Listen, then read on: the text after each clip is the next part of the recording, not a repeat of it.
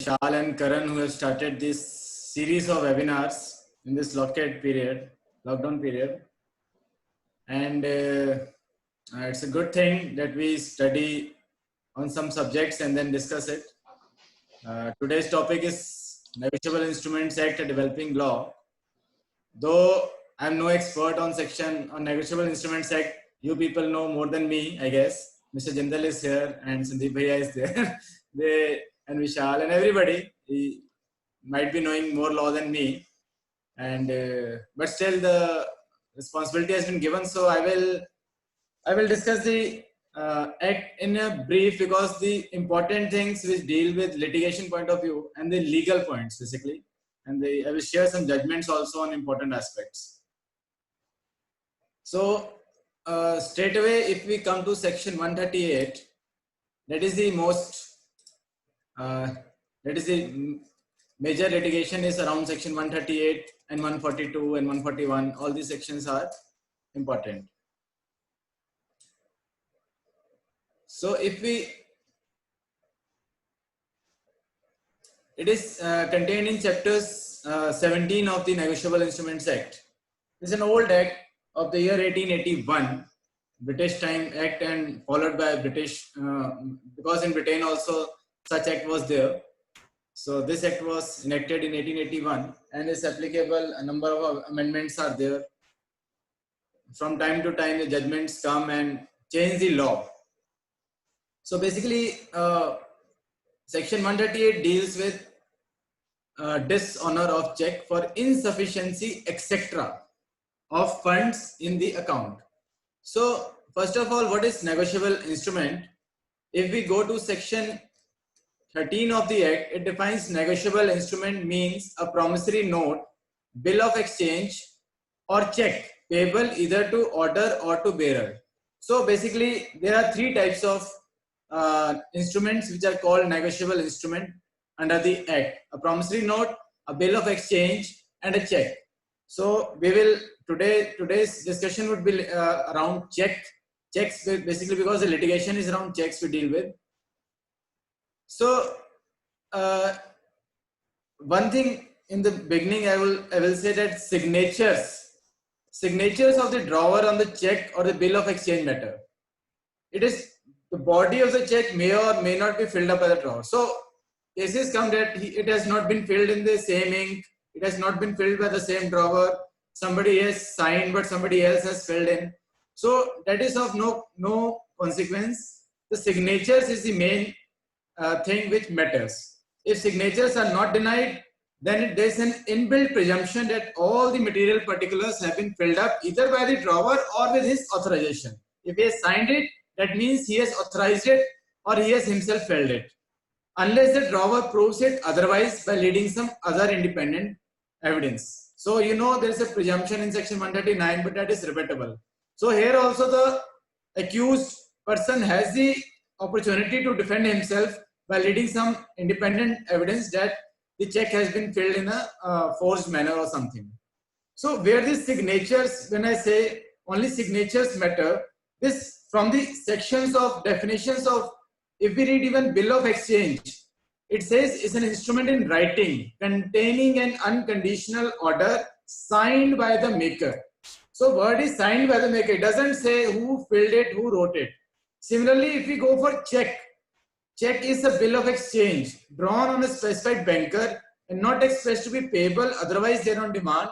And it includes the electronic image of a truncated check and a check in the electronic form. So basically when electronic checks also came into service, then explanation one says a check in the electronic form means a check drawn in electronic form by using any computer resource and signed in a secure system. So even electronic checks are signed in a secure system. So the important word here is signed. Emphasis is on signed. Whosoever signs is liable.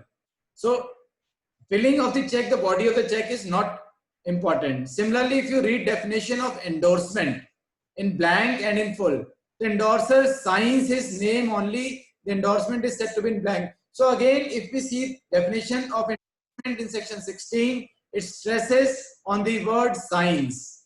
So only the signature is relevant. Similarly, in inchoate stamped instruments in section 20 also, if you read, then it also says the person so signing shall be liable upon such instrument. It doesn't say who writes it, who fills in the blanks or something. Only the signing part is important. So in the beginning, I tell you that the signing is important. Whosoever signs the check is liable simply. So it is irrelevant who has filled it. Now we again come to section 138. Section 138 is definition. It is a long section where we already know what it is. When in short, if we say what are the important points regarding section 138, it is an offense person specific. Unless and until there is an accused person, we cannot maintain a complaint under section 138. You cannot file a complaint against anonymous person. Like an FIR can be filed against anonymous, but a complaint has to be person specific. There has to be a person against whom you are filing the complaint, against whom you are issuing the legal notice under section 138. The complaint must contain all the necessary factual allegations constituting each of the ingredients of section 138. Now we'll come to ingredients later on. Notice should be given to drawer of check and to no other person. Notice which we gave as per section 138, notice has to be given to the drawer of the check who has signed the check. That is very important. We cannot give notice to any other person. Similarly, offense under section 138 of the Act is primarily a civil wrong. Though there are penal provisions, but it's primarily a civil wrong. That is why it is a compoundable offense, and we will read in section 147 further. So what are the ingredients for an offense under section 138? So broadly, if we see, first is issuance of a check. A check has to be issued. Presentation of the check within 6 months or its validity period. So basically, it has to be presented as per the Act within 6 months or its validity period. But now we know the checks are valid only for 3 months as per the RBI has changed the procedure. So the checks are valid only for 3 months. So it has to be presented within the stipulated period, that is the validity period. Third is dishonor of the check. The check must be dishonored by the drawer's bank. Then the service of statutory written notice on the accused within 30 days. Now here the limitation period, one of the limitations of section 138 is this, that within 30 days you have to issue a notice when you receive the information from your bank that a check has been dishonored. So you get a return memo, and within when you receive the return memo, within 30 days you have to file serve a notice under section 138. And non-compliance or non-payment. Now the accused person against whom you are leveling allegation, if he does not comply or does not pay back the amount in pursuance of the notice within 15 days of the receipt of the notice, then the cause of action starts. So after the notice is given, you have to wait 15 days only. On 16th day, you can file a complaint. And in next section, we'll read 142 that the limitation is 30 days. Within 30 days, you can file a complaint. Now, very simple, whenever a complaint has to be filed, what should be accompanied with it? These are the necessary documents which are very relevant: dishonored check, the bank return memo, the notice which have you sent, the registered slip proof, mode of service basically. So mode of service could be other modes also. When it's in electronic mode, now there is an amendment. You have to file a certificate on section 65B of the Evidence Act. Now these are the ingredients of section 138. Now there is a presumption in favor of the holder. Section 139 says it shall be presumed unless the contrary is proved. So it shall be presumed that the holder of a check received the check of the nature referred to in section 138 for the discharge in whole or in part of any debt or other liability. So there is a presumption in favor of the holder that if he has received a check, it is because of some debt or liability on the part of the drawer who signs the check. Now I will discuss some judgments regarding section 139. This is a very important judgment, Messrs. MMTC versus Medical, Chemicals and Pharma, 2002, 1 RCR, Criminal 318.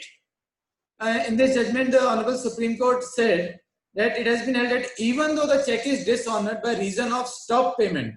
Now, the section 138 says insufficiency of funds. If you again read, dishonor of check for insufficiency of funds. But this judgment says that even if the check is dishonored by reason of stop payment instruction, an offense under section 138 could still be made out. It is held that the presumption under section 139 is attracted in such a case also. So the presumption lies here also if the check has been dishonored because of stop payment. Sometimes the drawer stops the payment.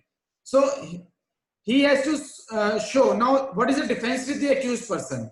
He has to show that in his account there was sufficient funds to clear the amount of the check at the time of presentation of the check for encashment at the drawer bank, and that the stop payment notice had been issued because of other valid causes, including that there was no existing debt or liability at the time of presentation of check for encashment. Then offense under section 138 would not be made out. So the accused person can say, I stopped the payment because when the complainant is filing, presenting the check, at that point of time, I had already cleared the debt which was existing, and there is no more liability with me. So I was having funds, but I still stopped the payment because there is no existing liability as on date. So this would be a valid defense in such cases where he says that is stop payment and therefore the check has been dishonored. Now some more judgments regarding section 139. I will discuss section wise judgments. Now this judgment is B. Sunita versus State of Telangana. I have specially marked this judgment because it deals with advocates. Now an advocate demands 16% as fee of the decretal amount. Maybe he won a case for a client in MSCT case, and there was an agreement between them that I will get 16% of the decretal amount by the MSCT court, but he receives a check of 16% amount from the client, but it gets dishonored. Then the advocate files a complaint under section 138. Now the Supreme Court says in this judgment, the claim based on percentage of subject matter and litigation cannot be the basis of a complaint under section 138 of the Act. Though otherwise it is also a practice against the Advocates Act also. But the Supreme Court has also said that such complaint would not lie, and it was rightly dismissed by the trial court, and it's been upheld by the Honorable Supreme Court as well. Similarly, now we get cases like accused persons, his defense is that his checkbook was lost, he filed a police report, and the complainant is committing a forgery. So in Vinod Rakhan case versus State of Madhya Pradesh, the facts were these as pleaded before the Honorable Supreme Court. Lost the checkbook and check leaf was misused by the complainant. His defense was this. But the magistrate, while deciding the complaint, he said that the defense is weak. The accused person has not produced any police report and nothing on record that. He is not denied the signatures. He did not deny the signatures. He admitted the signatures, and that was enough to hold him guilty. So, Honorable Supreme Court said that the presumption has not been rebutted at 139, and therefore the complaint was allowed, and he was rightly convicted. Supreme Court said. Similarly, in 2008, a judgment came Krishna Janardhan Bhatt. It was a major UN cry that in this judgment, the Honorable Supreme Court is a division bench judgment of Honorable Supreme Court. It said that in the facts of the case were that the complainant could not prove that he had 1.5 lakhs to advance. Now, the defense of the accused was that the complainant did not have 1.5 lakh rupees in cash on that date, so he could advance me, and I issued a check to him 1.5 lakhs. On the facts of the case, the Supreme Court favored the accused person in this case, though there was no supporting documentary proof with the complainant that he had 1.5 lakhs rupees. In some cases, people get proofs, but in this case, there was no proof. So, version of the accused that a blank check came into hands of complainant during business transactions, and the complainant filled up the amount and misused it, was believed by the court. So, Supreme Court said that, and Supreme Court also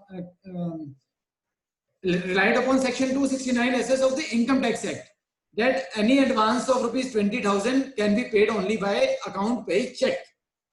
And Supreme Court in this judgment also relied upon various Supreme Court judgments earlier that presumption of innocence is a human right. So this judgment came in 2008, but after 2 years, another judgment of Rangappa versus Mohan. This is a full bench, 3 judges bench judgment of the Honorable Supreme Court. Again, the law laid down in Krishna Janardhan Bhatt, which was a 2 judges bench, was diluted. Though the judgment was not held to be bad in law, it was said that this judgment was perfect on its own facts and circumstances. But Supreme Court in this 3 judges bench, Rangappa, said that plea of accused check in question was a blank check bearing his signature, which had been lost and complainant has misused.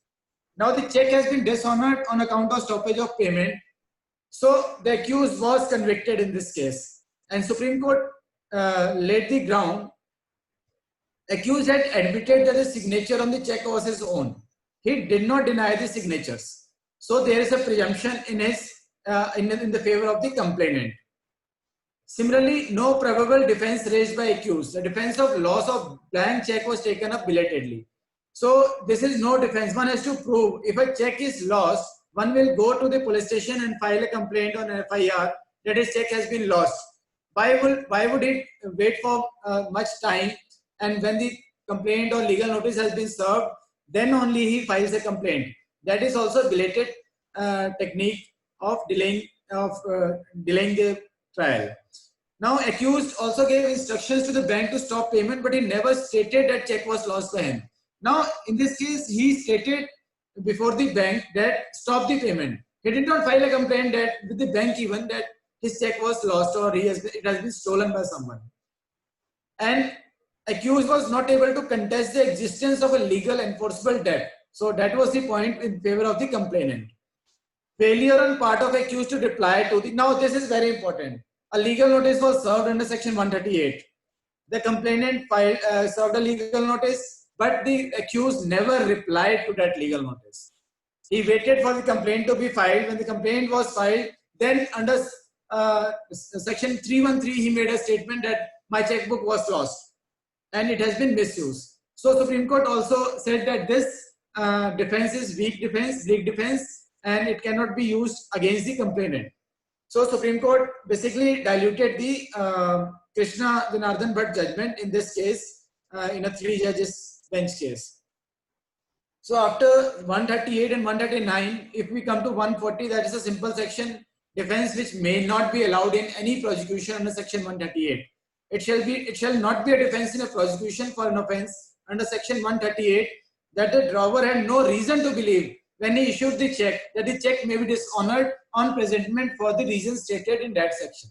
Now the drawer cannot say that I did not have the reason to believe that the check would be dishonored. So this will be not a defense. It has been specifically excluded. This defense cannot be taken. Now the litigation comes in one is against the individual persons. So section 138 deals with it. Now when the offense is by company, now this is the most troublesome part. What happens? Section 148(1) deals with offenses by companies.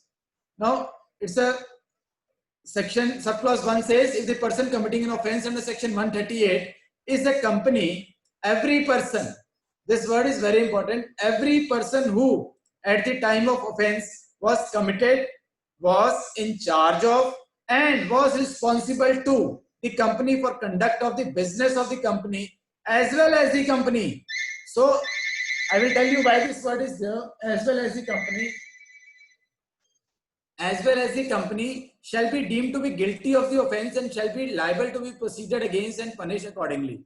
So any person, and there is a subsection 2 also, notwithstanding. So this is non-obstante clause. it says notwithstanding anything contained in subsection 1, where any offense under this act has been committed by a company and it is proved that the offense has been committed with the consent or connivance. So these are the words consent or connivance, or is attributable to any neglect.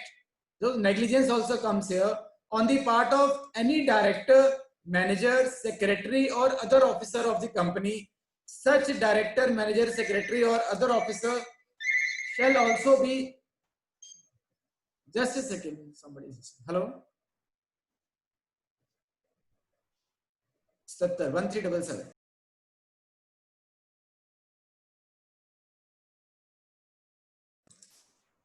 So this is a non-obstante clause, subsection 2. It starts with notwithstanding anything contained in subsection 1. So subsection 1 straight away deals with if the person committing an offense is a company, every person who at the time the offense was committed. So here the difference is he is directly here. There is a direct connection with the company. Here is the words are connivance, consent, negligence, attribution. Then some director, manager, secretary or other officer of the company can be made accused and can be proceeded accordingly.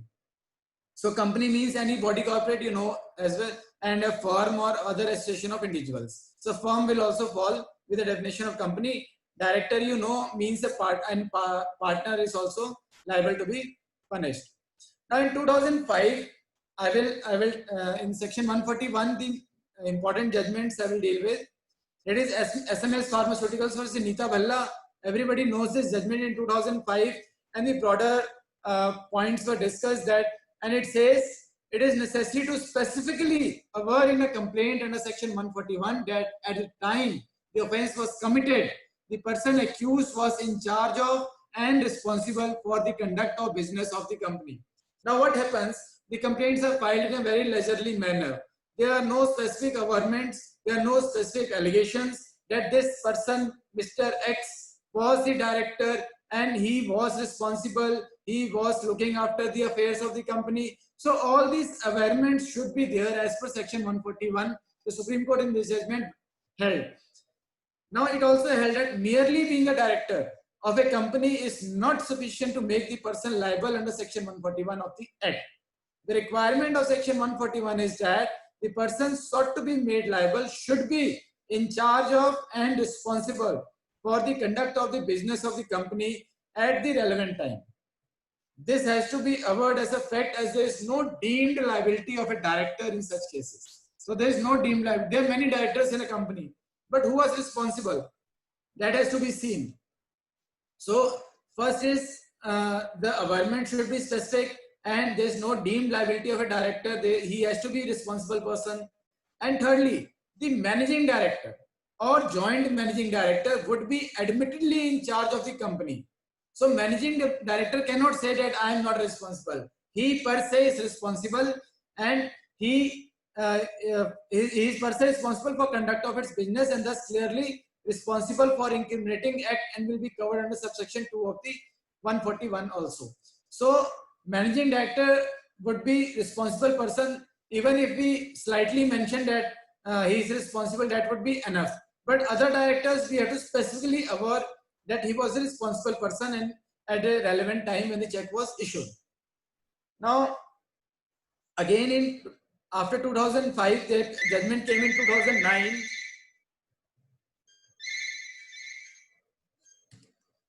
And the position under section 141 of the Act was again summarized.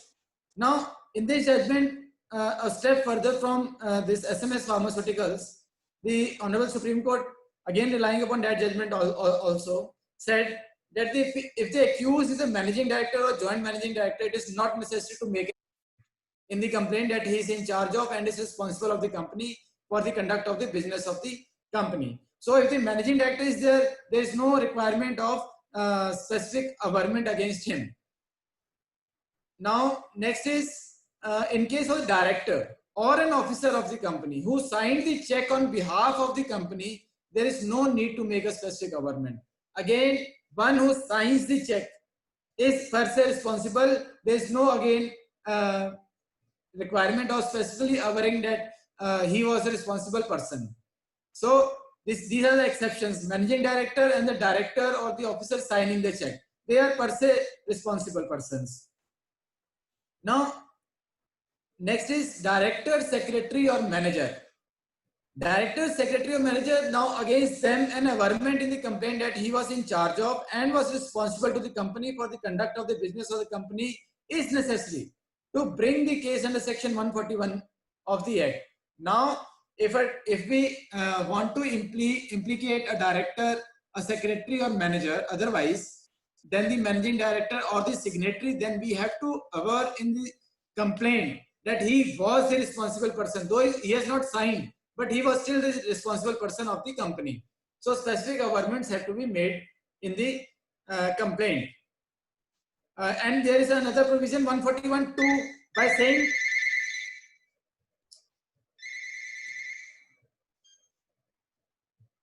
Hello, हाँ जी, अभी मैं busy हूँ, please 5:30 बजे बात phone कीजिए. Then now the other officers, including the directors, there are two clause subsections, 141(1) and 141(2). In 141(2), you can implicate the director, secretary, manager, any officer by averring that he was conniving party, he had the consent, he was responsible, he was negligent. So all these averments can be made to implicate him under section 141(2). So these are the two parts in this judgment. If you read, it's a very good judgment. Here the difference between 141(1) and 2 has been explained.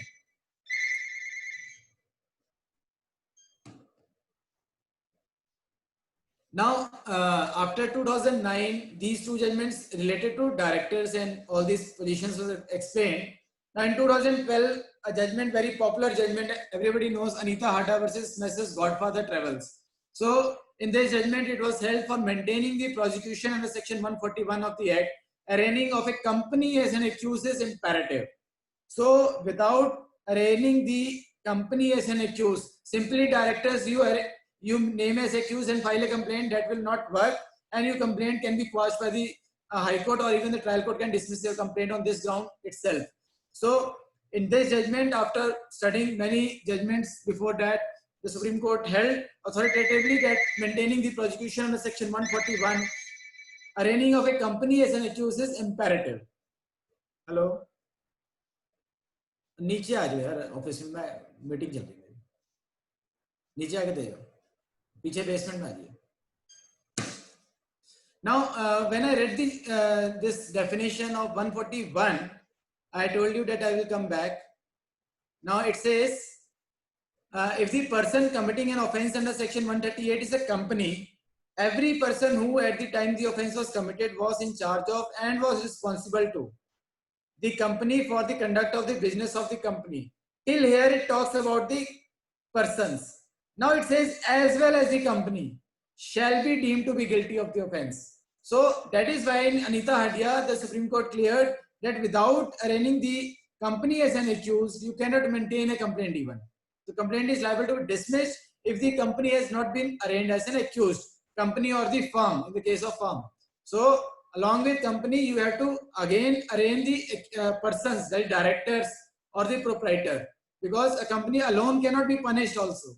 For punishment, you need a person. Because this act, in the beginning, I told you that section 138 is person specific. So both have to be implicated as accused in the complaint.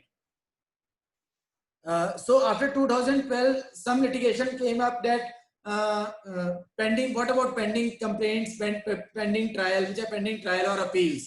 Now in 2015, in Ajit Bal, Captain Ranga, Supreme Court cleared that the Anita Hadia's judgment, though is prospective, but would be applicable in all pending cases, including the trial, appeal, revision, and special leave. So if the complaint is filed and is pending trial, or an appeal is even pending, you can take the ground that as per the Anita Hadia's judgment, this complaint was liable to be dismissed. So fresh complaints, if filed, then they need to be filed in accordance with Anita Hadia. But even in pending trials and appeals, the Anita Hadia judgment is very helpful, and you can get the complaint dismissed by taking the help of, if the company has not been implicated as an accused. Now, sometimes the defense is taken that in this case, Ashok Mal versus Messrs. Upper Indian, it was in the 2017 judgment. Here the appellant in the Supreme Court was a director of the company when the check was issued. Now, when the check was dishonored due to insufficient funds, the appellant had already resigned. Now, what happens? We do not see whether a person is a director of the company or not. We file a complaint. We serve a notice. We file a complaint. But we never check from the records of the company whether the accused person is a director or not. Now, this person had resigned. Now, like on 1st of January, the check was issued, and he had resigned in the meanwhile. When the check was dishonored, the person had already resigned. So, Supreme Court acquitted him that he is not responsible for the day-to-day affairs of the company, and he cannot be made an accused. So, Supreme Court held in his favor. So, these things have to be taken care of. Now, even the trial courts have been directed by the High Court to see when a complaint is filed, then to check from the because there is a under the Companies Act, the record has to be maintained with the registrar of companies, the present directors, the resigned directors. So all records are, there's a form 32, everything is there. So everything is online. So now the magistrates are checking whether this person is accused or not, and then only issue the summons against him. So even if a complaint is filed, so though it is responsibility of the complainant to see whether the person is director or not, whether he has resigned or something. So now the trial courts are also checking whether the accused person is a director or not. One thing I missed out in earlier, that an honorary director, there's an amendment that honorary director of a company cannot be made an accused. So he cannot be punished under section 138. They are honorary appointed by the government or some other things. So he is not responsible. Now comes section 142, cognizance of offences. Now section 142 deals with, now earlier there was only one section, there was just section 142. It said notwithstanding anything contained in Code of Criminal Procedure. So again it starts, it's a non-obstante clause. It says no court shall take cognizance of any offence punishable under section 138 except upon a complaint in writing made by the payee, or as the case may be, the holder in due course of the check, and such complaint is made within 1 month. So here comes the limitation of filing the complaint. As per clause B, it says such complaint is made within 1 month of the date on which the cause of action arises under clause C of the proviso to section 138. That is, which I read, that 15 days time expired after the notice. So when 15 days expired, the cause of action starts. Then within 30 days, the complaint has to be filed as per this clause B of the 142 subsection 1. Now I will come this 142 subsection 2. This was added later on after an amendment. I will come back to it. First, I will tell you about what section 142 it specifies limitation that complaint has to be filed within 30 days, and it authorizes the court to condone the delay also. So there is a provision of condoning the delay if the complainant can explain the delay under section 5 of the Limitation Act. Now, accused is entitled to opportunity of hearing before delay is condoned. Now, what happens? Now, if the delay of 50 days in filing the complaint, now it's a good amount of delay. Now, whenever the trial court condones the delay, he has to give opportunity to the accused also. For this, you can note down this judgment case Joseph versus Phillips Carbon Black. In law finder IDs I have given. So this judgment, Honorable Supreme Court said that he is entitled for the opportunity of hearing. But in some cases, when the delay is 1, 2, 3, 4, 5 days, then the court puts a fine of rupees 500 or 1000 rupees and condones the delay. So that would not be a good ground to challenge. But if the delay is more, then one can challenge that I was not given an opportunity. So if the delay is more, opportunity has to be given as per this judgment of the Honorable Supreme Court. Now, again coming back to cognizance, then a filing of complaint under section 138 of NI Act through power of attorney. Earlier there were judgments, conflicting judgments basically. Some said that a complaint can be filed through power of attorney, and some said no, it cannot be filed. But in a full bench judgment of AC Narayan versus State of Maharashtra in 2013, the law has been settled that a complaint can be filed through power of attorney. Basically, the power of attorney, he has to say in the complaint that he was aware of the affairs between the complainant and the accused. So some averments have to be made, and he can file a complaint. Power of attorney is perfectly valid. Otherwise, earlier there were judgments which are against this thing, but now the law has been settled in 2013.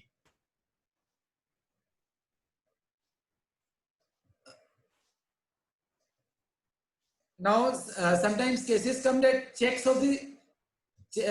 are dishonored because the signatures of the drawer did not match with the bank records. Sometimes we present a check to our bank, it gets dishonored because it did not match with the signatures of the drawer.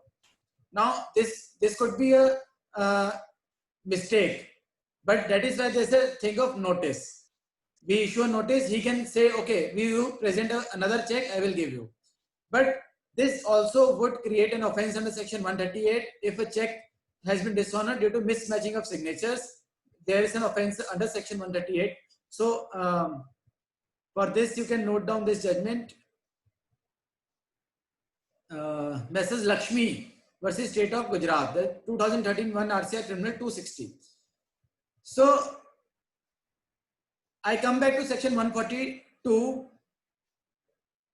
Again, the offense under section 138 shall be inquired into and tried only by a court. Now, this is an amendment in section 142. Why did this? Now, I will come to now that is why we named this topic as developing law. It is a checkered history, this act.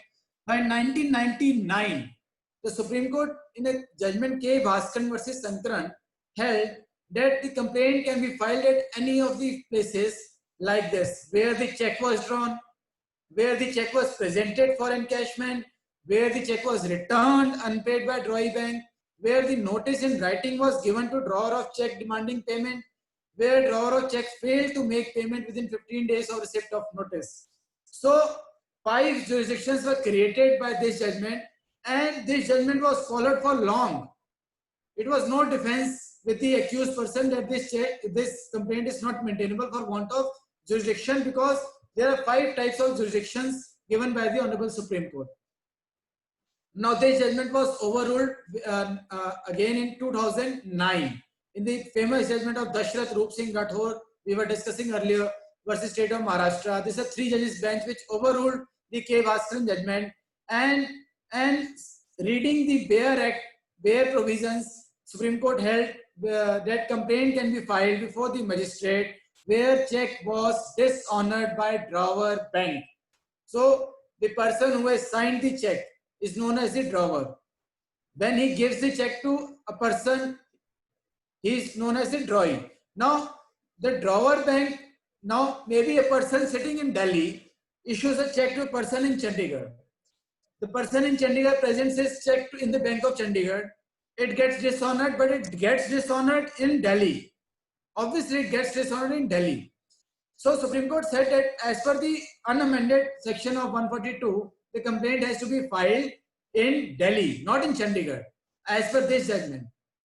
So, it said the complaint can be filed before the magistrate where check was dishonored by drawer bank, and it is not maintainable at the place where check was drawn or delivery of statutory demand notice, nor at the place where complainant chooses to present the check for encashment. So all these things which were laid down in K. Bhaskaran were set aside, overruled, and only one jurisdiction was given where the drawer bank exists. So it created much hue and cry. In fact, the Supreme Court also in this judgment said that a complaint of dishonor of check can be filed only to the court within whose local jurisdiction where the check is dishonored. And it was further directed that all the pending complaints under section 138 should be returned to the complainant. Should be returned to the complainant to present within 30 days from the date of such return before the court having jurisdiction. Now, it also this judgment basically applied retrospectively. All the pending now 30 days time was given to the trial courts to give back the complaints to the complainants so that they can again file it with the competent court, that is where the drawer bank exists. So this again created much hue and cry, and therefore the amendment was brought in section 142. Now the amendment earlier I did not read intentionally. 142.2. The offence under section 138 shall be inquired into and tried only by a court within whose local jurisdiction. If the check is delivered for collection through an account, the branch of the bank where the payee or holder in due course, as the case may be, maintains the account is situated.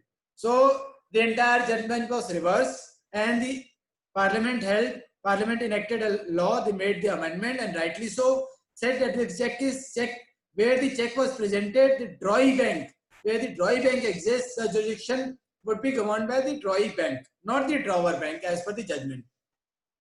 So if the check is presented for payment of the payer holder in due course, otherwise through an account the branch of the drawee bank where the drawer maintains the account. So basically the judgment was, to overcome this judgment, this amendment was brought in. So if we see in short 142 subsection 2, so it again brought things back to normal. But still there is, as Vishal was saying earlier, that still some complaints which were transferred could not be returned back.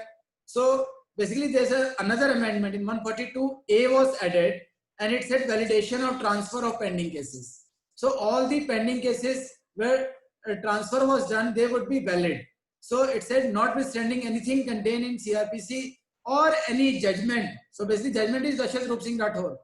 Decree, order or direction of any court or all cases transferred to the court having jurisdiction under subsection 2 of 142 as amended by the Act shall be deemed to be transferred under this Act as if that subsection had been in force at all material times. So this amendment is also retrospective from 1881. For all material times it has been amended that all complaints would lie before the jurisdiction of the drawee bank as per section 142 subsection 2. So all the so this amendment was brought in.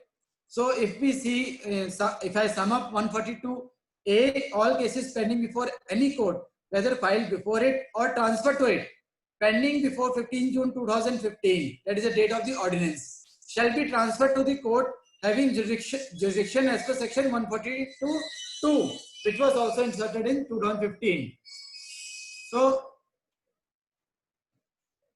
So in view of this amendment, all cases transferred pursuant to the judgment in matter of Dasharat Roop Singh Rathore and all other pending cases were transferred back to again to the drawee bank 142(2).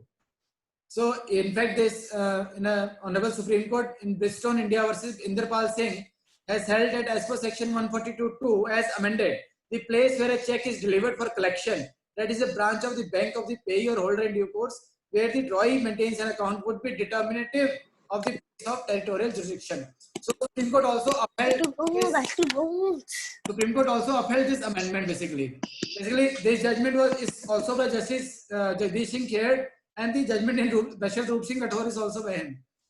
So this judgment has been given retrospectivity and it has been upheld also, this amendment. Now 143. 143 is power of court to try cases summarily. That is, is a summary trial. Now from 1/9/2018, now another amendment has been brought, as we were discussing earlier. Two amendments basically, 143A has been added and one section 148 has been added. 143 is the empowers the court trying an offence under section 138 of Negotiable Instruments Act order the drawer of the check to pay interim compensation to the complainant. The interim compensation so payable shall be 20% of the amount of the impugned check. Earlier there was no such relief. So whenever a check is dishonored, a complaint is filed, and when the accused comes present, then he has to make the payment of 20% of the check amount as interim compensation. So this if we read the statement of objects and reasons of this amendment, it says that various representations from the public, including trading community relating to pendency of check dishonor cases were received, and due to delayed tactics and unscrupulous drawers of dishonored checks, due to easy filing of appeals and obtaining stay on proceedings. So, as we were discussing with Mr. Jindal also, that accused never appears. He evades the summons, he evades the warrants and everything. So much time is elapsed. So, but the amendment brought that once the accused is present and at the time of charge, he has to pay a sum of 20% of the check amount. So this is a good step by the legislature to incorporate this amendment. And now this interim compensation has to be paid within 60 days from the date of the order. So it says 143A subsection 1, it says to pay interim compensation to the complainant in a summary trial or summons case where he pleads not guilty to the accusation made in the complaint and in any other case upon framing of charge. So at these 2 points, the complainant can claim 20% of the interim compensation. Now, what happens when the accused is acquitted? Now, it has also been taken care of. Subsection 3 says, says that it has to be paid within 60 days and maximum 90 days. So 30 days time more can be given, but within 90 days the amount has to be paid. But if the drawer of the check is acquitted, the court shall direct the complainant to repay to the drawer the amount of interim compensation with interest at the bank rate as published by RBI. So as prevalent during the relevant financial year. So it has to be repaid to the accused by the complainant within 60 days again. 60 days time is given and 30 days more time can be given. So within 90 days he has to refund the amount if the accused is acquitted. And interim compensation can be recovered as if it were a fine under section 421, and compensation can be recovered under section 357 of the CRPC. Now 421 CRPC deals with warrant of levy of fine, how the fine has to be recovered, and order to pay compensation, there is power of ordering compensation with the courts. So this power has been derived from section 357 of granting the interim compensation.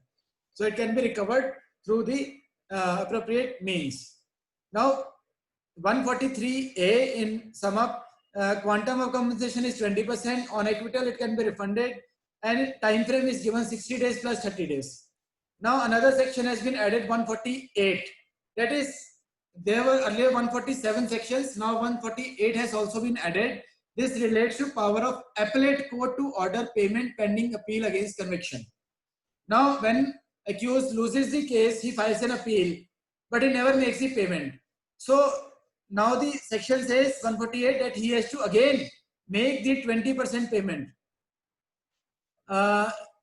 In an appeal by the drawer, the appellate court may order the appellant to deposit such sum which shall be a minimum of 20% of the fine or compensation awarded by the trial court. Now, if the trial court awards some fine or compensation, then the appellate court can direct the accused, if you want to maintain this appeal, you have to first deposit 20% of the amount as interim compensation. And this amount will be in addition to the amount deposited by him under section 143A. So two amounts come, 120% of the check amount and 120% of the fine or compensation. So a compensation, you know, it is either the check amount or even double the check amount in some cases is awarded. So it is in favor of the complainant, these two amendments which have been brought in. Again, the time limit is same, 60 days plus 30 days. And on acquittal, again, it has to be refunded with interest within 60 plus 30 days. So one question would come, if the accused appeal is filed against acquittal. Now what happens? Sometimes complaints gets dismissed. Now we file a complaint appeal before the High Court against acquittal. Now in this case, the accused will say refund my 20% as per section 143A. Now the complainant can file an application under section 482 that there's a prima facie case and this refund amount can be stayed. So Honorable High Court can decide that application accordingly. So there's a remedy with the complainant in this case. Otherwise, he has to refund the amount within 60 plus 30, that is 90 days. Now, these two amendments were brought in 2018. So a lot of confusion again. Whenever an amendment comes, there's a confusion.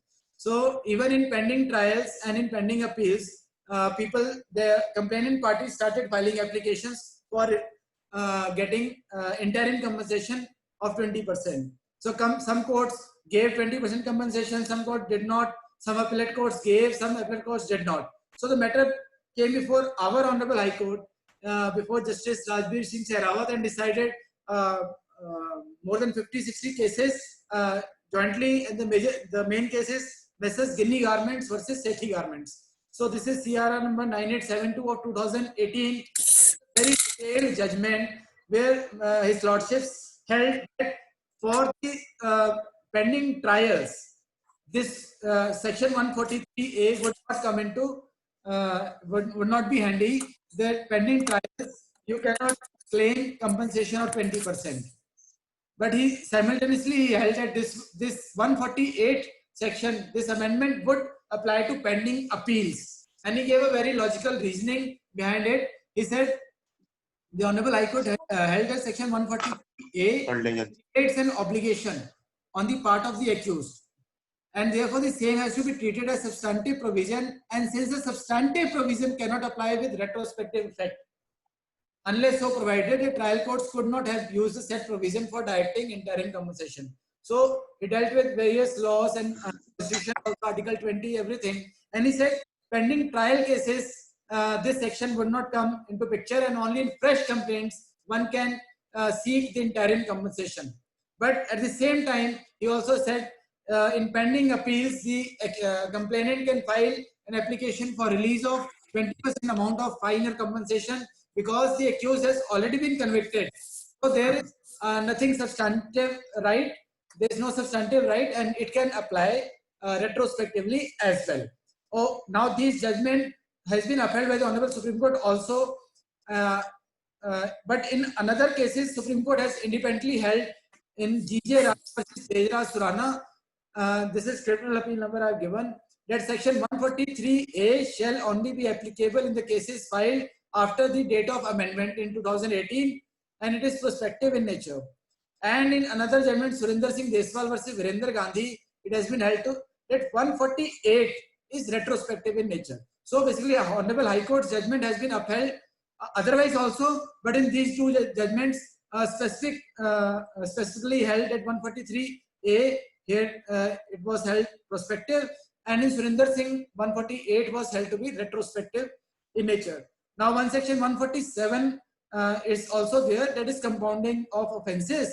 You know, all offences are compoundable under this act, and you can note down this judgment is very important. Meters and Instruments Private Limited. In the judgment, the Honorable Supreme Court said that even if the there is no consent, the complainant says, I do not consent. So even then the complaint can be compounded. Though compounding requires, Supreme Court said, though compounding requires consent of both parties, even in absence of such consent, the court, in the interest of justice, on being satisfied that the complainant duly compensated, can in its discretion close the proceedings and discharge the accused. So court will decide that compensation has been paid, he has been adequately compensated, so there is no, the matter has to be rested, and the complaint can be dismissed and the accused can be discharged. So even if the complainant party does not agree, does not consent, even then it can be compounded. So these are the points which I had to cover, and I think I'm finished for now. No, except Mr. Jindal, anybody can ask questions. No, thank you, Padam. I in fact will request Mr. Jindal to, if he wants to add in something and pitch in something. Yes, sir, please. Because I have only touched the legal aspects, the law points. Practical, he can explain very well. Mr. Jindal is doing on the groundwork, so he can just, sir. Mr. Padam, you have done a very, I can say, research work on this subject by finding out the judgments on various aspects. It was exhaustive. Now, one thing which is I found that there is a lacuna in the law is that how the companies operate. The companies authorize a person to act on their behalf. He is known as authorized signatory. He is neither a director of the company, he is merely an employee. All the correspondence is being written by him. All the things, all the checks are being filled in by him. Now, when you have to file the complaint, then you have to file the complaint only against the person who has signed the check. And sometimes when you go through the correspondence, when the transactions are being done, it is signed by the authorized signatory. Nowhere the role of the directors or managing director or any other person, general manager, comes into picture. So I think this is a very big lacuna in the law, which is being exploited by the companies. And to say that the director are not liable, it is only the authorized person who is liable, who comes and says that I was merely an employee.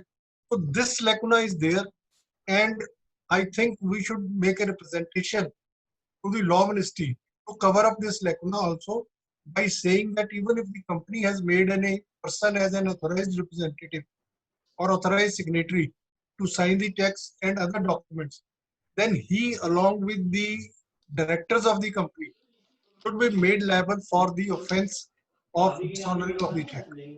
So I would like to add this because this is a big lacuna. And secondly, as far as the service of summons is concerned, it is a nightmare for any person to get the service of the summons effected on the accused. So that part has also to be amended somewhere, that it is not being misused by the accused.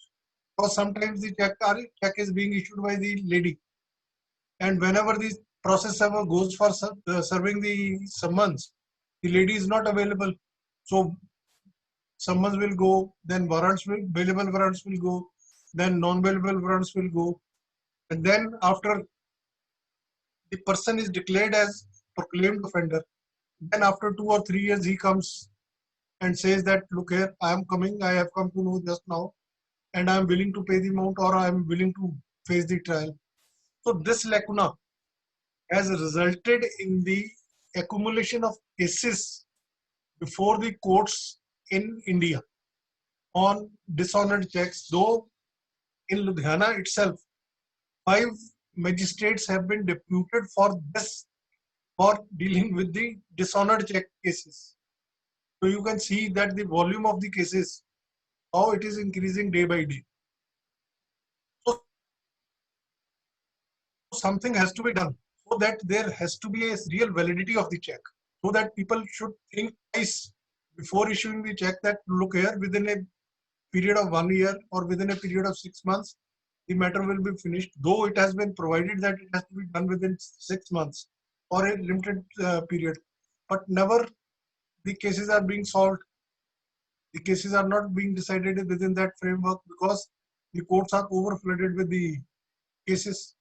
So I think these are the 2 lacunas in the entire law, which has resulted, which was passed with a view to give authenticity to the checks, but which has resulted in a total failure regarding that authenticity. With this, I again congratulate Mr. Padam to have done such a good work on this subject. Thank you, sir. Thank you so much. Your valuable inputs have also helped us. I think Gagandeep Goel also wants to add in something. Gagan? Hello, Gagan, do you want to add in?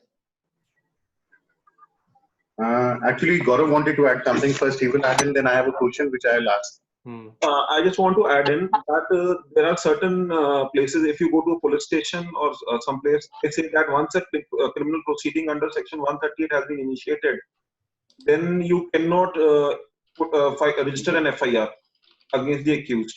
So our law is clear. That is Sajid Khan judgment of this our honorable court, which says that both can go together and it will not count as double jeopardy.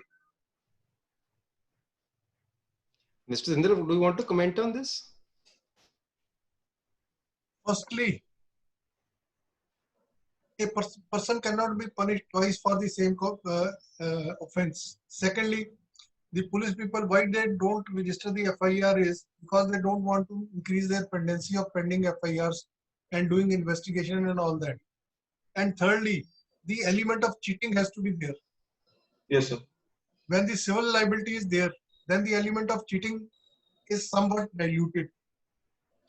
Because in cases, suppose in case I have given a assurance to a person that I'll send him abroad, and then I have issued some check in that regard.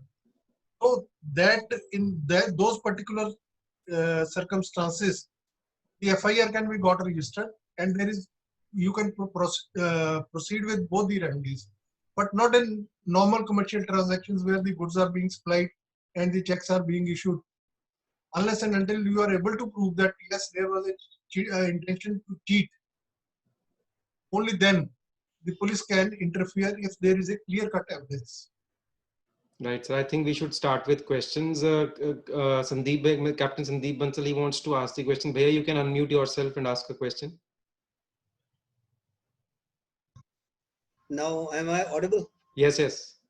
There are two clarifications. My first clarification is, as Mr. Jindal had pointed out, the lacuna in the act. I have a case in which complaint was filed way back in 2014. 2016, the person was declared as a proclaimed offender. Now this person has come in the High Court to get that PO proceeding set aside. And to a surprise, the High Court is doing it without any restrictions or can anything be, is there anything laid down that these cannot be allowed? Because as Mr. Jindal had put it, I think this is permitted. He can get the proceeding set aside without any security, without anything. This is why I will answer this. That this is because of the fact that the offence under section 138 is bailable. And in bailable cases, when a person, a proclaimed offender is produced before the court had no option unless and until there is a provision in the act itself that if a person comes, if the accused person comes after he has been declared as proclaimed offender, then he will not be granted the concession of bail. While in some of the cases in Bombay and all that, I have seen that they don't even ask for the bail at the first instance when the accused appears. They say that if you stop coming during the trial, only then we will ask him for the bail. So there is a gray area which either the judiciary has to fill in or the legislature has to fill in. Yeah, this is what I had in fact prayed to the Honorable Court that Yes. kindly put some restrictions. I can't object his being cancelling that PO status, but kindly put some restrictions on him so that he is Yes. penalized to some extent. There is After an 6 years he's coming to the court. Anyway, there is an additional view. There is an additional view also of our court in this. They say there is no provision of declaring a person PO under 138. So they say that is as a matter of right they are entitled to bail, not only because of the act but because of there being no provision in CRPC. That is also what the courts are doing. Yes. I think my second clarification is that is it very necessary that legally enforceable debt has to be shown, has to be proved on record to get a person convicted under 138? There is a deemed liability. It is Anji? 139 is a deemed liability. If a person has issued check, it means there was a legally enforceable debt. So, but then there are one or two judgments have gone through. They say you have to definitely prove it that there was a debt. Otherwise, it was a check that was misplaced since no. There are many, I and Mr. Jindal can will really support this view because the case we were talking about in the beginning, we won it on that issues because the complainant could not prove legally enforceable debt. We could prove there was no legal enforceable debt. Am I right, sir? Yes, sir. Yes, sir. Then you have to reply to the legal notice as well at the relevant time. Because people don't, they take it very leisurely that okay, aage koi baat nahi. So you have to reply at the first instance that there is no legal debt. Well, I'll come back. One of my appeal is pending in High Court. I'll come back on that. Presumption is rebuttable. It is presumption, but it is rebuttable. Mr. Bansal, one thing is very clear. I will tell you that firstly, it is a statutory presumption. Yes. It cannot be so lightly rebutted. There has to be some convincing and cogent argument what is the statutory presumption? Because a presumption are of two types. One is statutory presumption when, and second is the normal presumptions. That General it, provision. it may have happened. But when there is a statutory presumption, then for rebutting that statutory presumption, there has to be some cogent and convincing evidence which can prima facie satisfy the court that no, look at, there was no legally enforceable debt. Secondly, the sine qua non for issuance of the notice or initiation of the proceedings under section 138 is the existence of a legally enforceable debt. Because I have to recover the amount, but that has become time part. So that will not be covered under the legally enforceable debt. Or if I have given the amount to you for some immoral purposes, that is not an illegally enforceable debt. So prima facie, the complainant has to satisfy the court that look here, I had supplied the goods or I had done so such and such thing, and as such now I am entitled to recover the amount. So prima facie, there has to be some evidence. Prima facie evidence has to be there. Yes, prima facie evidence has to be there, and then added with the presumption, it becomes 100%. Right, sir. Thank you very much. Karan, you may ask the question next because he has to go. Karan, you may ask. I'm trying to unmute you. You are unmuted. Am I audible? Yes, yes. Yes. More than ever. Am I audible? Yes, Yes, yes, Karan. yes, Yes, go Karan, you may More ask. than ever. You are My audible. question. Sorry, repeat. My question to Mr. Padamkar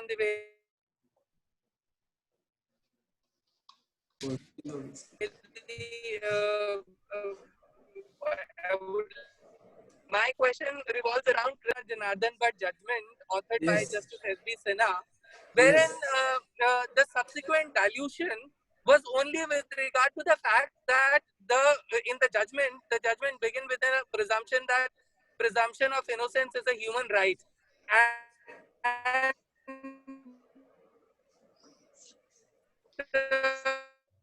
We can't hear you, Karan. I think judgment judges only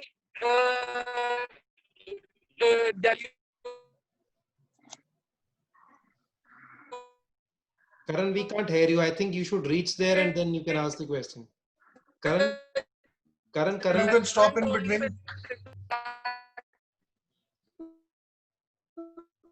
This aspect, but over the years appearing for okay. I think, Karan, you can reach there and ask the question. You are not audible. Mr. Pankaj, you can ask the question next. Pankaj Kansalji.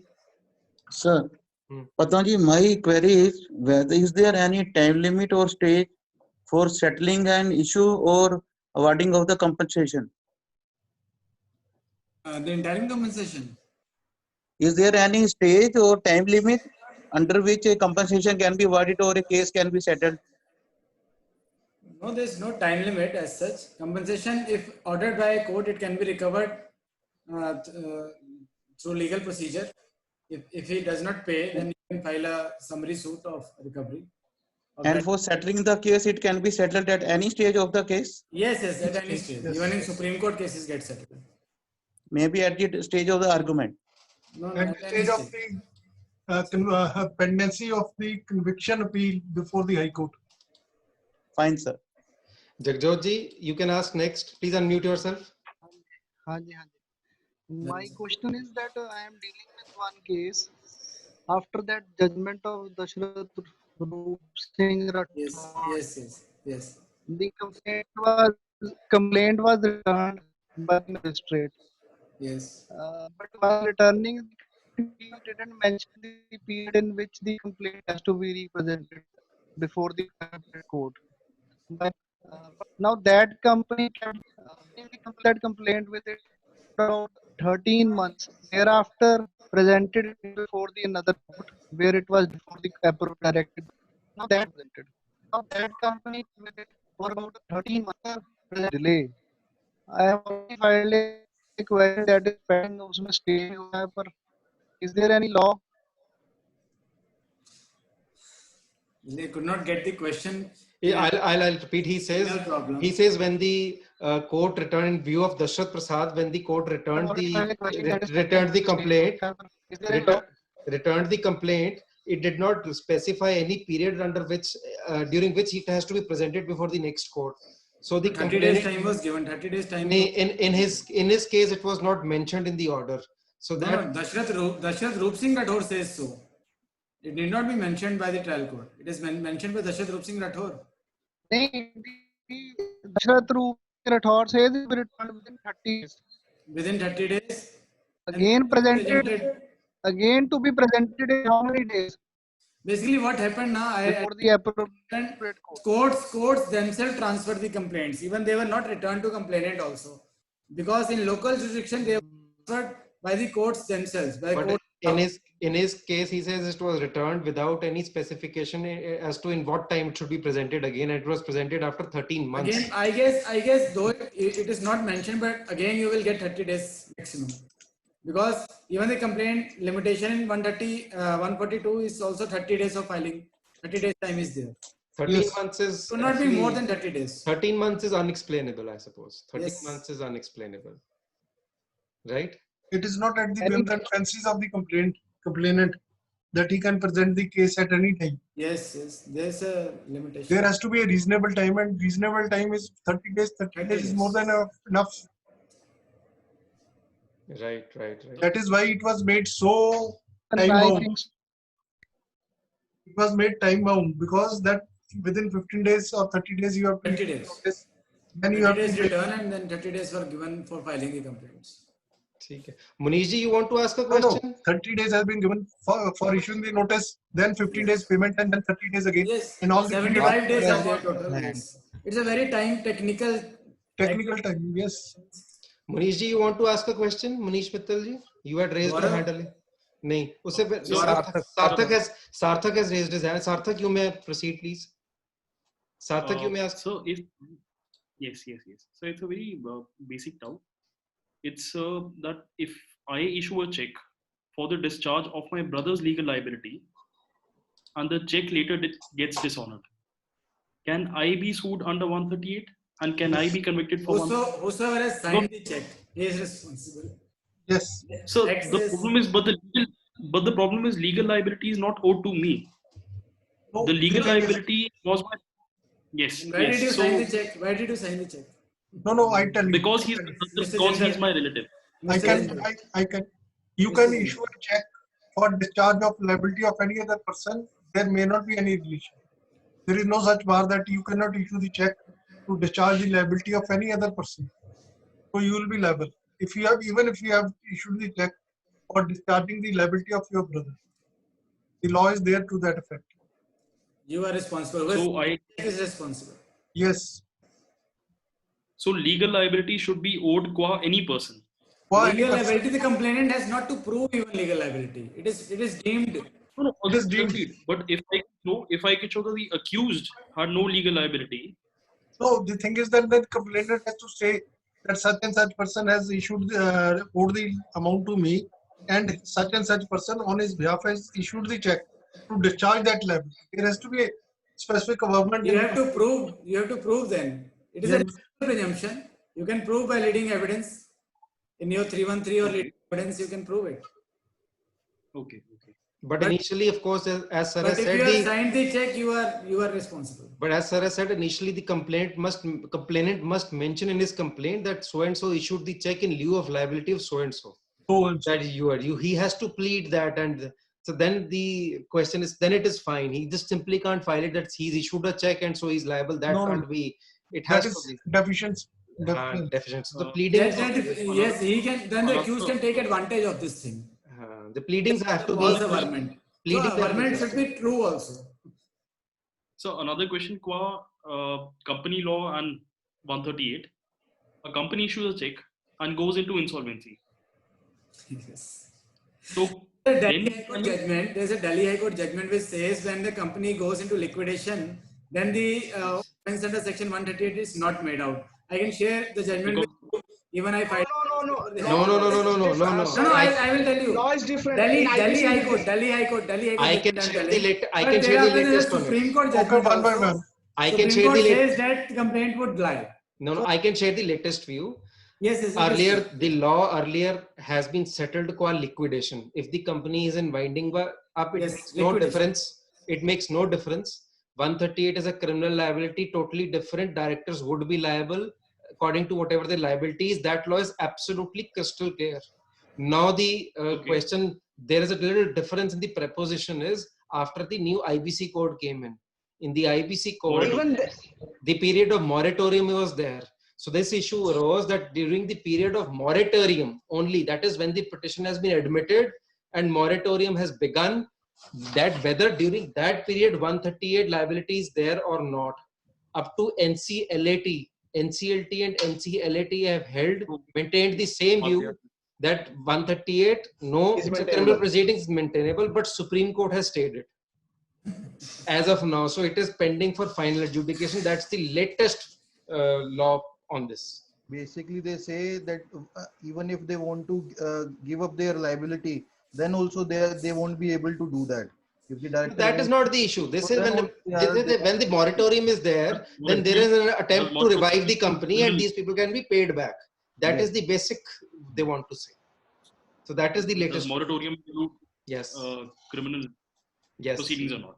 No, moratorium, they say that the attempt is to revive the company and then of course they'll be paid as well.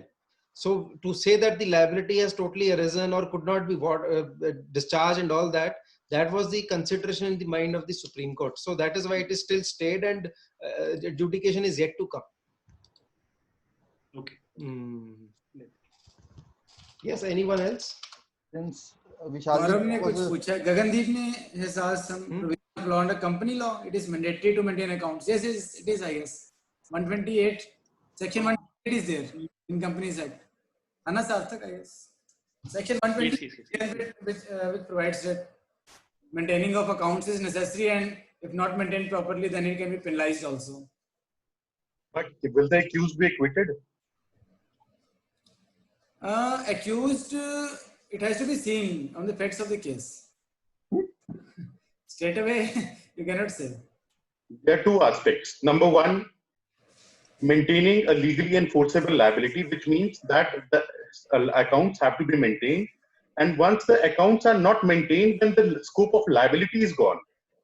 Even when the accounts are not produced, then company being a separate legal entity from its shareholders or owners of the company, then the company cannot hold the person who has to pay the money as a responsible person or in the category of accused, and he has to be acquitted.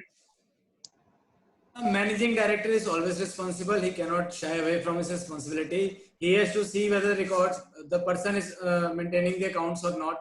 So managing director at least cannot run from his responsibility.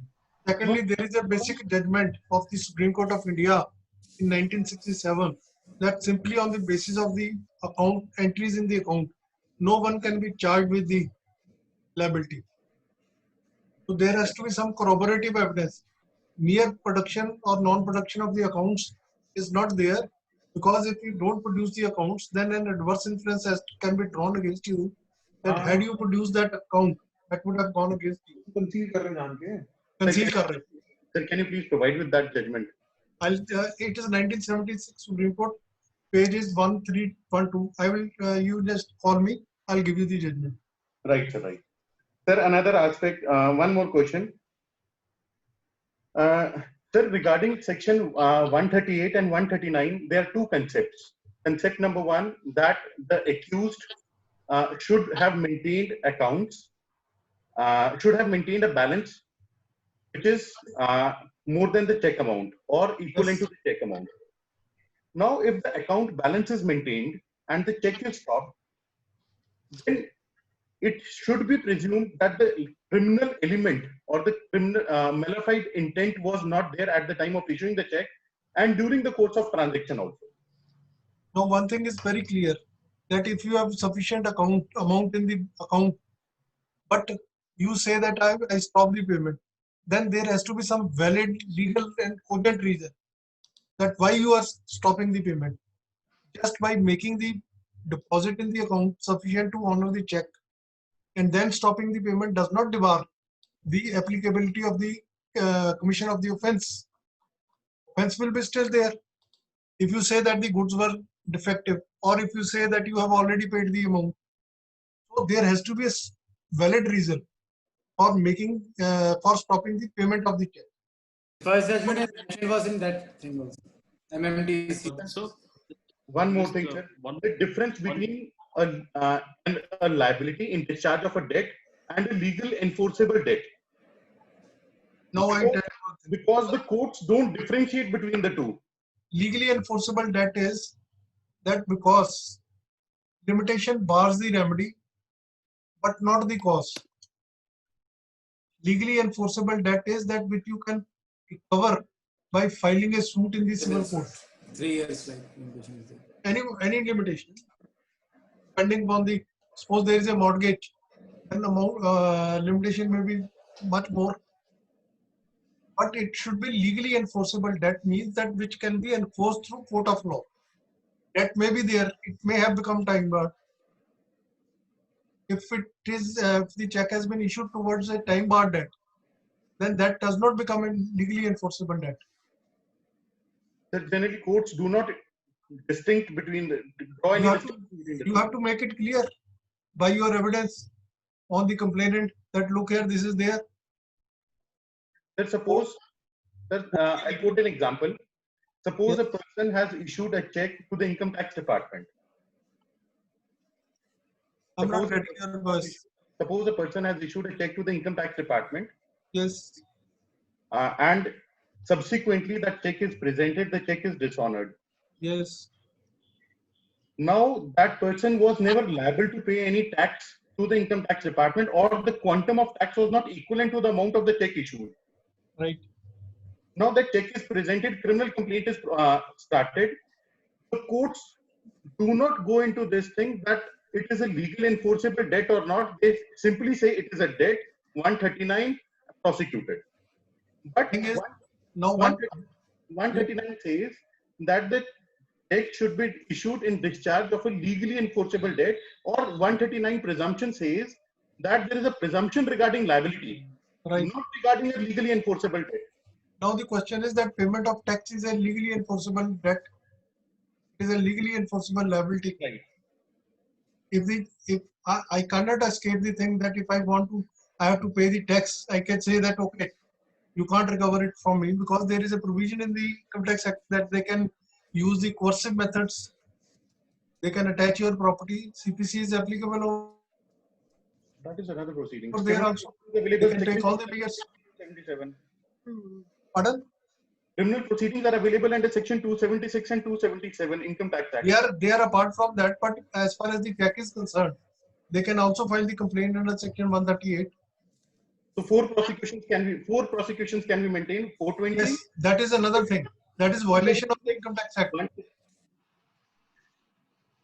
That will be diversity of law. You have issued a check, that means there was a debt. Otherwise, you would not have issued a check. No. If you say, if you dispute the amount, that like you said, if you dispute the amount that I was to pay 100 rupees, but I gave the check of 200, it got dishonored. Your remedy is to recover that amount from the income tax authorities by filing the next return or revised returns. You can recover that amount. But once you have issued the check, obviously it was in response of notice or your liability, you deposited it. Sir मेरा एक question है. हाँ जी. हाँ जी. आजकल checks के अंदर आपने देखा होगा नीचे लिखा होता है maximum liability 10,000 rupees, maximum liability 1 lakh rupees. अब मैं लोन लेते हुए वो चेक जो है वो बैंक को दे देता हूँ, क्योंकि बैंक जो है वो मेरे से सिक्योरिटी चेक लेता है और मैं वो चेक दे देता हूँ, और मेरी डिफॉल्ट हो जाती है लोन की किस्त में, और बैंक उसके अंदर भरता है 2 लाख रुपए अमाउंट और वो लगा देता है और वो बाउंस हो जाता है. तो what will be my liability? Because the check specifically says that it is up to 10,000 rupees only. As far as I think that when the bank issues the check, when they advance the loan and take the checks from you, no such wording is written. It is only written in the checks issued to a company. No sir. Check होता है, मैं पढ़ के बताता हूँ, मेरे पास chequebook है. Basically, banks कभी ऐसी गलती करेंगी नहीं. नहीं करते हैं. मैंने दे रखा है, मेरे को पता है ना, मैंने दे रखा है. ये लिखा हुआ है valid up to 1 lakh at non home branch, और बैंक्स ने चेक लिया हुआ है और जो मेरे से अमाउंट भरवा रखा है उसमें वो 2.5 लाख रुपए भरवा रखा है. So then that is bad. That is bad. That is bad. You have a good defense. It's a valid defense. You can always say it But you was will a summon first of As all. far as 138 is concerned, I am safe then. security Yes. check था misused. अच्छा, now No, security check, even in security checks also, the High Court and the Supreme Court have said that even if the check has been issued towards security, even then you are liable. Liable. अब Yes. वो latest judgment आई है. पहले थी conflicting views थे, but now it has been settled. Now it is Security settled. checks you are liable. इसमें हम बात कर रहे थे ना समनिंग के ऊपर की, समनिंग नहीं हो पाती, तो I was going through a legislative bill 2019 में. एक लेजिस्लेटिव बिल राज्यसभा में पेश हुआ है, the registration of marriage of NRI residents bill 2019. उसके अंदर सीआरपीसी के अंदर 86A ऐड करने की बात हो रही है, जिसके अंदर स्पेसिफिक प्रोविजन ये बना रहे हैं कि सम्मन जो है वो एक बार MEA की साइट पे डाला, that will be a deemed सम्मन, और अगर उसके विद इन सम्मन पीरियड के अंदर बंदा रिस्पॉन्ड नहीं करता, then warrants will be issued on the same site, and in case he don't come to that also, then सीधा PO proceedings. I will just share it on the screen. NRIs के लिए ना basically. No. उसकी जब standing committee में report गई ना, तो Shashi Tharoor was there in standing committee. He gave his suggestion because it has just now come from the standing committee back. तो उसमें शशि थरूर ने ये कहा है कि since this provision is required in many other criminal proceedings, so think about it कि इसको specific NRIs पे ना बना के इसको वो बना लिया जाए. एक बार हम पढ़ लेते हैं कि कहना क्या चाहते हैं 86A में, और इससे हमारा कुछ फायदा हो सकता है कि हमारे को कुछ और भी प्रेजेंट करना चाहिए. बेसिकली तो MEA की साइट पे तो फॉरेनर्स के या NRIs के लिए हो सकता है. किसी साइट पे डाला हुआ है आप. If the amendment is made in CRPC, ये आ गया sir. It is proposed or Nilesh it has been made? Proposed. अभी तो proposed है. So it says 86A notwithstanding. आया नहीं. Blank screen है Nilesh जी. शेयर नहीं हुई अभी स्क्रीन. खाली स्क्रीन आ रही है. शेयरिंग हो रही है. तो शेयरिंग हो चुकी है. नहीं, अभी वो अपलोड नहीं हुई यहाँ पर. रिकॉर्डिंग तो बंद कर सकते हैं.